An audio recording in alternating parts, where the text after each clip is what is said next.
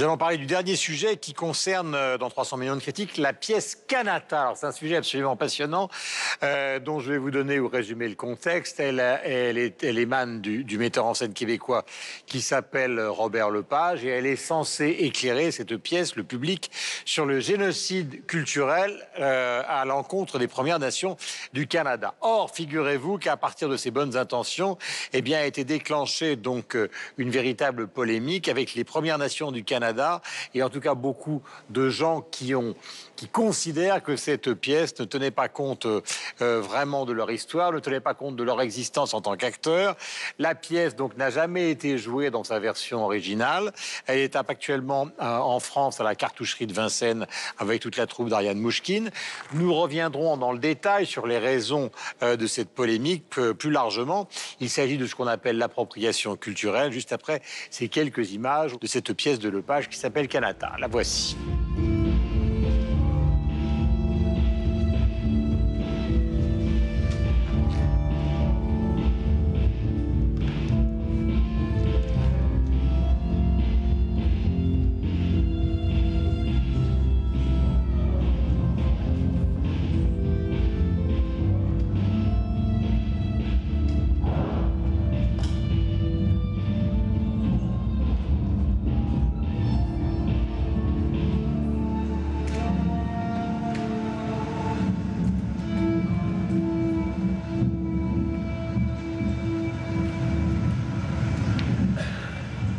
Mon cher Philippe Fénu, est-ce que vous pouvez nous raconter, donc inutile de présenter ici à TV5 Monde la carrière de Robert Lepage, mais la polémique qui tourne justement autour de cette dernière production qu'on retrouve à la cartoucherie de Vincennes?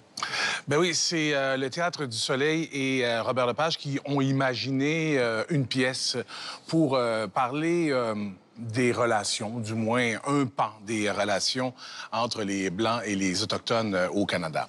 Or, dans la première mouture de cette pièce-là, ben, sur scène, on retrouvait aucun Autochtone.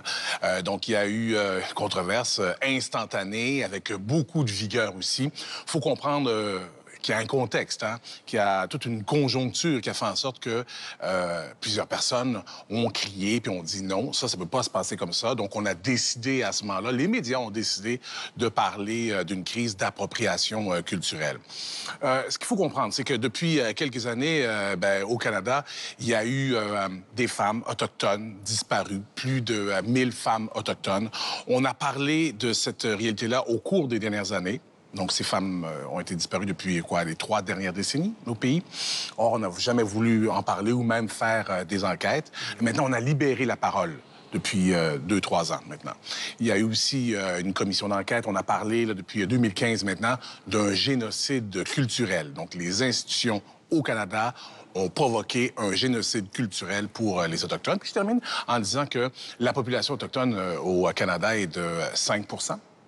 Or, dans les institutions culturelles, on ne peut pas compter sur mes doigts. Mais le souhait, c'était que les acteurs autochtones puissent jouer à l'intérieur de la pièce de Lepage. Ultimement, c'est ce que les Autochtones ont dit. On dit, vous ne pouvez pas parler de nous sans nous. Voilà. Est-ce que c'est un point de vue que vous comprenez ou est-ce que vous sortez de cette logique en vous disant, au fond, l'histoire de l'art, c'est l'histoire de la liberté, et si on commence à lui donner un contenu sociologique, voire réel à chaque fois, on n'en sortira jamais. Michel? C'est une question extrêmement délicate. J'avoue que j'y pense depuis un certain temps pour préparer cette émission. Je ne suis pas du tout certain d'avoir la réponse. C'est vrai que je suis intimement convaincu que lorsqu'on parle de création artistique, eh bien, il faut accorder la liberté de cette création artistique. On n'est pas dans la représentation du réel. J'y crois pas véritablement. Je suis aussi quelque peu interloqué quant au terme d'après. Je me questionne, je le comprends en même temps, parce que je comprends les difficultés qui ont été de pair avec les minorités qui ont été oppressées, mais en même temps, l'appropriation culturelle, quand on parle de théorie, de ce que ça signifie exactement, c'est effectivement quand un groupe...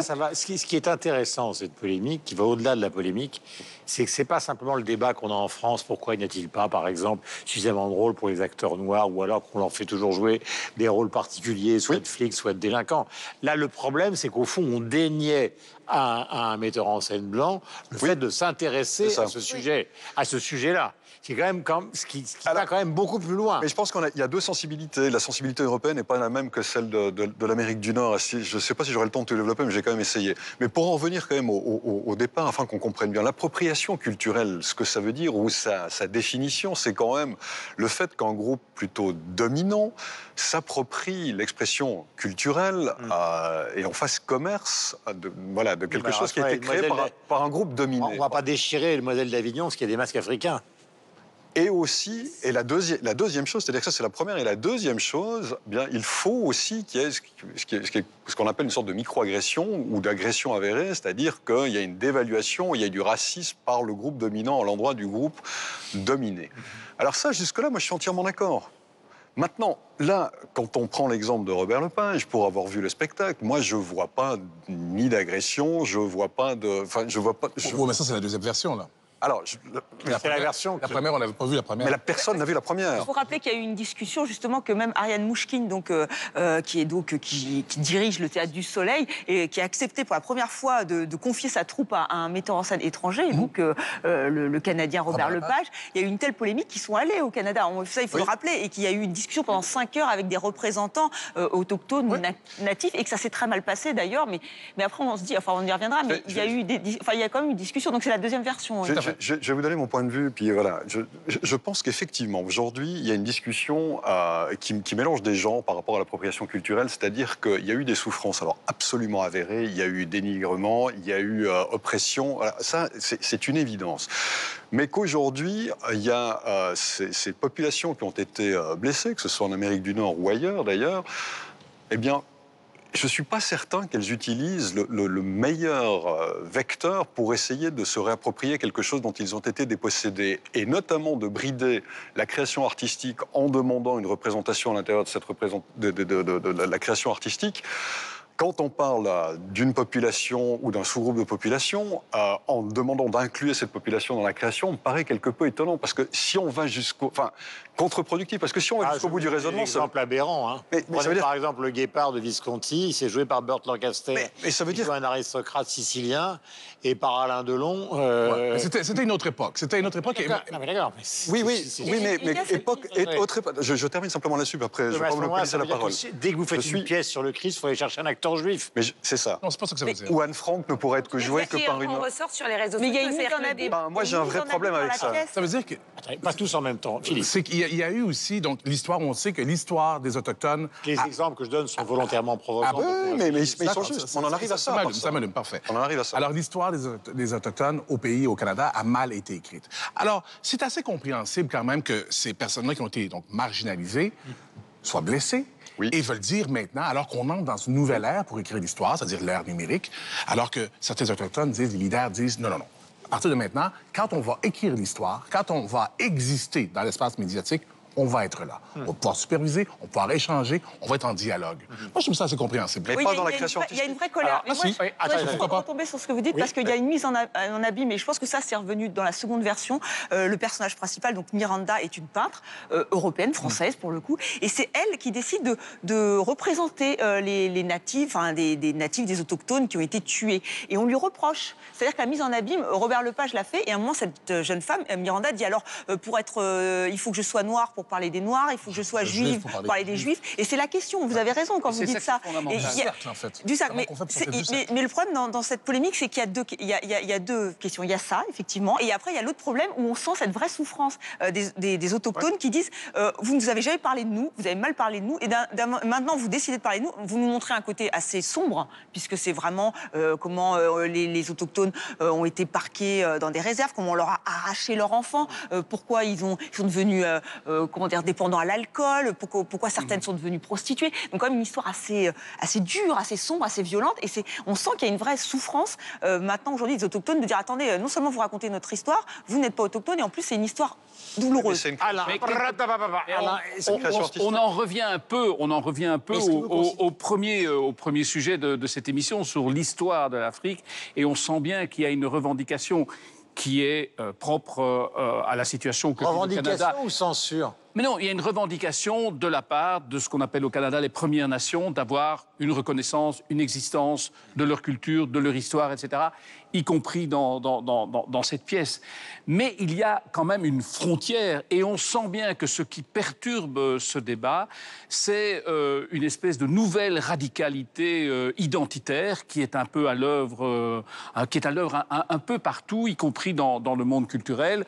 Je lisais encore hier soir en préparant cette émission et un peu par hasard un article dans un journal britannique qui donnait la parole à une militante gay qui estime que les rôles de gays dans les films doivent être joués par des gays. Et donc, par exemple, le film Milk, avec l'histoire de Harvey Milk et Sean Penn, dont on sait qu'il n'est pas, a priori, en tout cas, gay, eh bien, ça ne va pas. Le rôle devrait être joué par un gay. Ça, c'est la version C'est évidemment inadmissible. La frontière, elle est là. Qu'il y ait une revendication de visibilité, d'existence, de reconnaissance, de réhabilitation, on a employé le mot tout à l'heure, de la part de certaines communautés, c'est évident, mais cette espèce de nouvelle règle absolue, sectaire, ultra-radicale, qui dit un rôle juif, gay, handicapé, arabe, doit être joué par une personne de cette, entre guillemets, communauté, ça, c'est sans doute trop loin. Mais chez les communautés autochtones au Canada, c'est pas ce que les gens... Mais non, bien sûr, mais c'est parce qu'on voit bien que c'est à l'œuvre. Mais est-ce qu'ils ont vécu,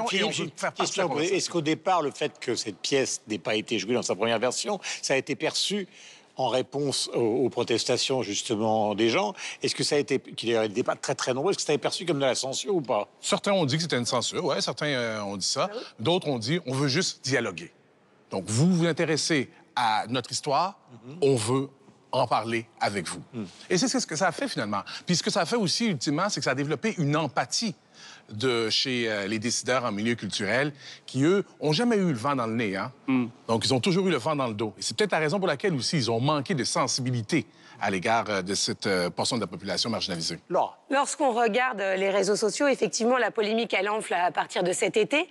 Il y a même des financiers qui se sont retirés du projet par rapport à la première version qui s'appelait que Kanata, puisque maintenant la deuxième version s'appelle Kanata, la controverse. Et il y a deux flots de tweets. Il y a les premiers, effectivement, où on débat de cette polémique sans avoir vu la pièce. Donc il y a les autochtones, mais il y a les associations et ceux qui défendent les autochtones. Et puis, il y a un deuxième flot de tweets, parce que maintenant, la pièce est jouée à la cartoucherie, comme vous l'avez dit. Puis il y a ceux qui sortent de la pièce, qui parlent absolument pas de la polémique et qui disent ben moi j'ai passé un bon moment sans même évoquer la polémique. Donc c'est intéressant de voir que sur les réseaux sociaux il y a deux vagues différentes, distinctes qui existent et la polémique continue d'être alimentée d'un côté et après il y a les critiques de la pièce mais qu'à aucun moment vraiment les deux se rejoignent. C'est-à-dire que ceux qui vont regarder le spectacle sont alors après on est en France, on n'est pas au Canada donc c'est peut-être pas le même public mais eux ne sont pas choqués du tout. À la limite ils peuvent ne pas avoir aimé la pièce mais pas pour ces raisons-là. Ce qui est assez rare d'ailleurs, c'est vrai que Robert Lepage est quand même un excellent, il y a une mise en scène, un grand metteur en scène incroyable, mais c'est vrai que ça nous permet à nous Français de découvrir, nous on a beaucoup parlé sur TV5 Monde, effectivement, de cette commission, de ces milliers de femmes autochtones qui ont été tuées dans l'indifférence à peu près générale, et ça nous remet dans le contexte, et on découvre Vancouver, on découvre pourquoi il y a une forte immigration chinoise, donc il y a beaucoup de choses intéressantes dans cette pièce, mais c'est vrai que peut-être que si je pense que ça se passerait pour nous de la même façon si on parlait de l'Algérie. Vous voyez, enfin, je pense qu'il y a cette dimension-là extrêmement sensible, la colonisation en général et de l'Algérie en particulier, où on sent que c'est extrêmement sensible des deux côtés.